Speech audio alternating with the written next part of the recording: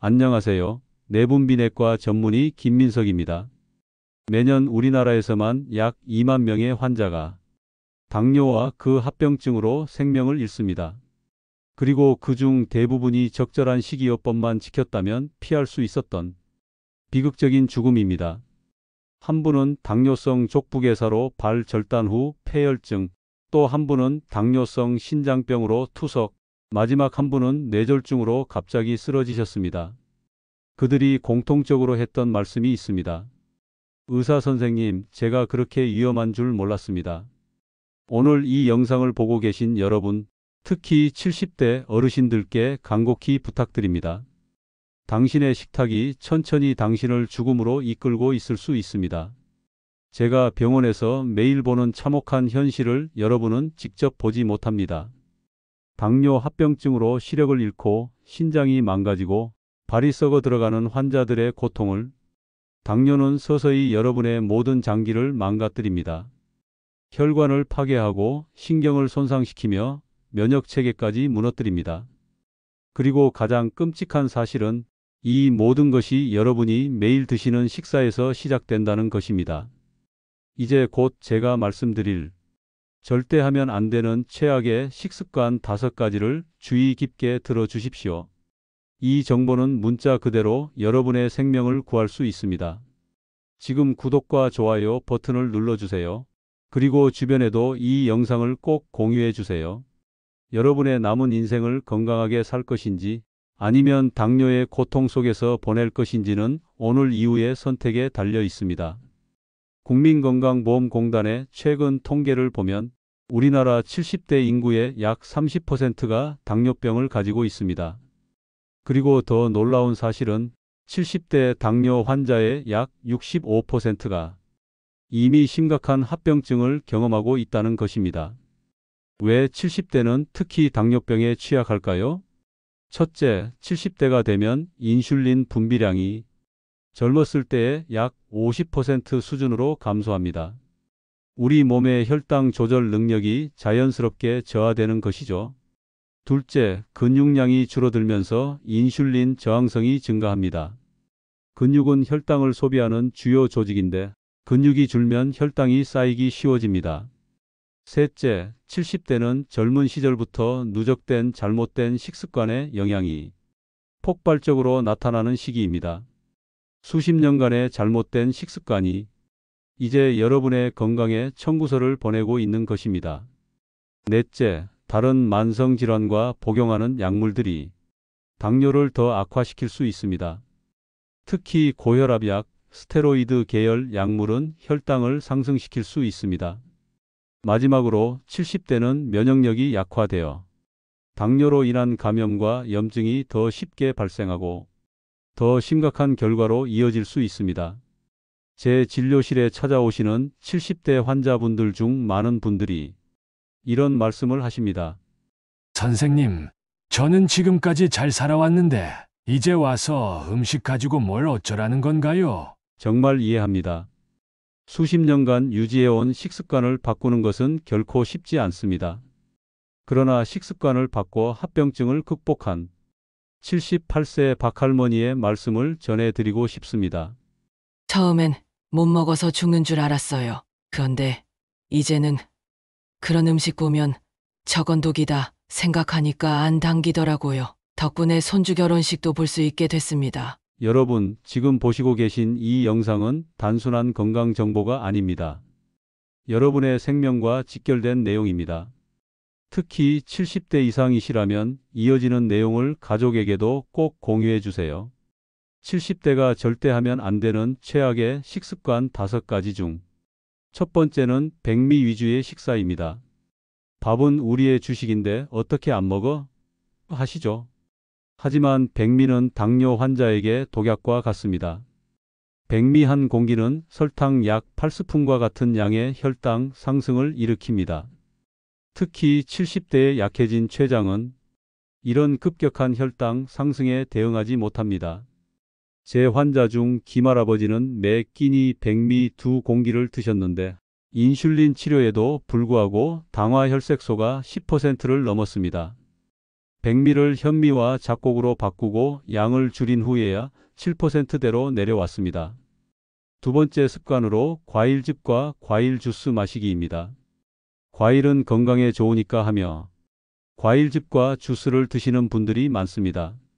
하지만 과일 주스는 과일의 섬유질은 제거되고 당분만 남은 당분 폭탄입니다. 오렌지 주스 한 잔은 오렌지 3-4개의 당분을 한 번에 섭취하는 것과 같습니다. 게다가 시중에 파는 과일 주스는 대부분 추가 설탕까지 들어 있습니다. 제 환자 박 여사님은 매일 아침 과일 주스 한 잔을 건강을 위해 드셨지만 그것이 혈당을 200mgdl 이상 올리는 주범이었습니다. 세 번째로 숨겨진 당이 많은 가공식품 드시는 겁니다. 어르신들은 편의점 도시락, 즉석식품, 가공식품을 많이 드십니다. 혼자 사시는 분들은 더욱 그렇죠. 하지만 이런 가공식품에는 숨겨진 당분이 엄청나게 많습니다. 특히 소스, 드레싱, 통조림, 즉석 국물 요리에 많이 있습니다. 네 번째, 하루 3끼 정해진 시간에 과식하고 있는 겁니다. 아침은 왕처럼 저녁은 거지처럼이란 속담이 있지만 당뇨 환자에게는 맞지 않습니다. 특히 70대는 한 번에 많은 양을 먹으면 췌장에 큰 부담이 됩니다. 오히려 소량을 나눠서 먹는 것이 혈당 관리에 도움이 됩니다. 하루 5-6회로 나누어 소식하는 것이 혈당 변동을 줄이는 데 효과적입니다. 최경자님은 아침에 한 끼를 든든히 드시곤 했는데 식후 2시간 혈당이 항상 300mgdl을 넘었습니다. 같은 음식을 나눠서 먹도록 했더니 혈당이 150mgdl 이하로 조절되었습니다. 다섯 번째로 간식으로 빵과 과자 즐기고 계십니다. 많은 어르신들이 TV를 보며 과자, 빵, 크래커 같은 탄수화물 간식을 드십니다. 이는 혈당 관리의 적입니다. 밀가루 제품은 백미보다도 더 빠르게 혈당을 상승시키며 트랜스지방과 같은 해로운 성분도 포함하고 있습니다. 남호현님은 매일 오후 빵과 케이크를 드셨는데 이것이 그의 당뇨 악화와 심혈관 합병증의 주요 원인이었습니다. 이러한 간식을 견과류와 채소로 바꾼 후 그의 혈당은 크게 안정되었습니다. 이 5가지 식습관은 특히 70대에게 치명적입니다. 혈당 조절 능력이 이미 저하된 상태에서 이런 식습관은 당뇨 관리를 완전히 불가능하게 만듭니다. 많은 분들이 건강에 좋다고 믿고 계시지만 실제로는 당뇨를 악화시키는 식품들이 있습니다. 이런 식품들은 건강한 이미지로 포장되어 더 위험합니다. 그중 하나가 녹차인데 녹차의 항산화 성분이 풍부한 것은 사실입니다. 하지만 시중에 판매되는 대부분의 녹차 음료에는 엄청난 양의 설탕이 첨가되어 있습니다. 페트병에 담긴 녹차라는 이름의 음료 500ml 한 병에는 설탕이 약 10-12스푼 들어 있습니다. 제 환자 중 정할머니는 매일 건강을 위해 시판 녹차 음료를 1-2병씩 드셨습니다. 그 결과 혈당이 계속 오르고 결국 인슐린 치료를 시작해야 했습니다. 순수한 녹차 차잎으로 우려낸 무가당 녹차로 바꾸고 나서야 상태가 호전되었습니다. 과일은 비타민과 미네랄이 풍부하지만 동시에 과당이라는 당분도 많이 함유하고 있습니다. 특히 바나나, 망고, 포도, 파인애플과 같은 달콤한 과일은 혈당을 급격히 상승시킵니다. 70대 당뇨 환자의 경우 하루에 과일 1회 분량 이상 섭취하면 혈당 조절이 어려워집니다. 1회 분량은 사과 반개, 딸기 7-8개 정도입니다. 특히 과일만 먹으면 괜찮다고 생각하고 과일을 주식처럼 드시는 분들이 많은데 이는 매우 위험합니다. 환자 중 최할머니는 과일은 건강식이라며 매일 바나나 2개와 포도 1송이를 드셨고 당화 혈색소가 9%까지 올랐습니다. 과일을 저당 과일인 베리류로 바꾸고 양을 줄인 후에야 당화 혈색소가 내려갔습니다. 현미밥은 백미보다 건강하니 많이 먹어도 된다고 생각하시는 분들이 많이 계십니다. 현미는 백미보다 혈당 상승 속도가 느리고 식이섬유가 풍부한 것은 사실입니다. 하지만 여전히 탄수화물이며 많이 섭취하면 혈당이 올라갑니다.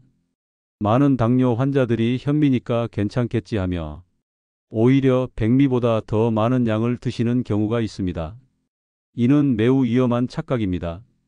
또 착각하시는 것 중 하나가 다이어트 음료는 설탕이 없으니 마셔도 된다라고 생각하십니다.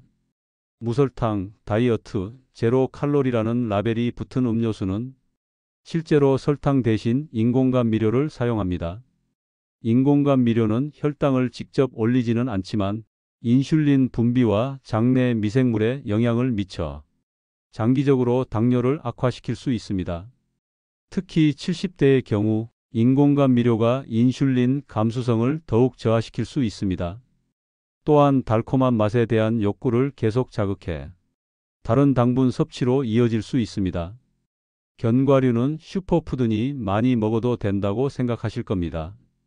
견과류에 건강에 좋은 지방과 단백질이 풍부한 것은 맞습니다. 하지만 견과류도 칼로리가 매우 높습니다. 특히 당뇨 환자의 경우 과도한 칼로리 섭취는 인슐린 저항성을 높일 수 있습니다. 또한 시중에 판매되는 대부분의 견과류 제품은 소금이나 설탕, 꿀 등이 코팅되어 있어 더욱 위험합니다. 이러한 착각들이 특히 70대 당뇨 환자에게는 치명적일 수 있습니다. 건강하다는 이름으로 포장된 식품들에 속지 마시고 항상 실제 영양 성분을 확인하세요. 지금까지 피해야 할 식습관에 대해 말씀드렸으니 이제는 당장 실천할 수 있는 대안과 팁을 알려드리겠습니다. 첫 번째로 백미 대신 현미와 잡곡을 섞은 밥을 드시되 양을 줄이세요. 한 공기가 아닌 23공기 정도가 적당합니다. 또한 밥 대신 콩이나 두부, 달걀 등 단백질 위주의 식사로 전환하는 것도 좋은 방법입니다. 기억하세요. 밥은 반 공기, 채소는 2공기. 두 번째로 과일 주스 대신 통과일을 소량씩 섭취하세요. 과일 주스 대신 통과일을 드시되 혈당 상승이 적은 블루베리나 딸기 같은 베리류, 사과, 배 등을 선택하세요. 또한 과일은 식후 바로 드시는 것보다 단백질이나 지방 함유 식품과 함께 드시면 혈당 상승을 줄일 수 있습니다. 기억하세요. 과일은 반으로 나누어 하루에 한 번. 세 번째로 가공식품 대신 집에서 간단히 요리해서 드세요. 혼자 사시는 분들도 쉽게 할 수 있는 간단 요리법을 활용하세요. 삶은 달걀, 두부 요리, 데친 채소, 된장국 등은 짧은 시간 안에 준비할 수 있습니다. 주말에 채소를 손질해서 냉장고에 보관해 두면 평일에 쉽게 요리할 수 있습니다. 또한 전기밥솥의 예약 기능을 활용하면 아침 식사 준비가 훨씬 수월해집니다. 기억하세요. 가공식품은 가끔, 손맛은 자주. 네 번째로 하루 3끼 대신 소식 다식으로 전환하세요. 하루 3끼 대신 4-5회로 나누어 드세요. 한 번에 많이 먹지 마시고 소량씩 자주 드시는 것이 혈당 관리에 효과적입니다. 특히 아침은 단백질 위주로, 저녁은 가볍게 드시는 것이 좋습니다. 취침 전 3시간 이내에는 되도록 식사를 피하세요. 기억하세요. 조금씩 자주, 이른 저녁. 다섯 번째, 빵과 과자 대신 건강한 간식을 선택하세요. 간식이 당기실 때는 무가당 요구르트에 견과류 소량을 곁들이거나 삶은 달걀, 치즈 한 조각, 데친 브로콜리와 같은 저탄수화물 간식을 선택하세요. 또한 허기질 때 따뜻한 차나 물을 마시면 갑작스러운 식욕을 조절하는 데 도움이 됩니다. 기억하세요. 단 과자는 독약, 단백질 간식은 보약. 꿀팁으로 하나 더 식사 순서를 바꿔보세요. 식사 시 탄수화물을 먼저 드시는 대신 채소와 단백질을 먼저 드시고 탄수화물은 마지막에 드세요. 이렇게 하면 혈당 상승 속도를 늦출 수 있습니다. 기억하세요. 채소 먼저, 밥은 나중에. 이러한 작은 변화들이 모여 여러분의 혈당을 안정시키고 합병증을 예방하며 더 건강한 노년을 보내는 데 큰 도움이 될 것입니다. 당장 오늘부터 한 가지씩 실천해 보세요. 지금까지 70대가 절대 하면 안 되는 최악의 식습관 5가지와 대안에 대해 알려드렸습니다. 여러분도 할 수 있습니다. 이 영상을 보고 계신 여러분, 이제 결정할 시간입니다. 그냥 먹고 싶은 대로 먹다가 당뇨로 고통받을 것인가? 아니면 식습관을 바꿔 건강한 노년을 보낼 것인가?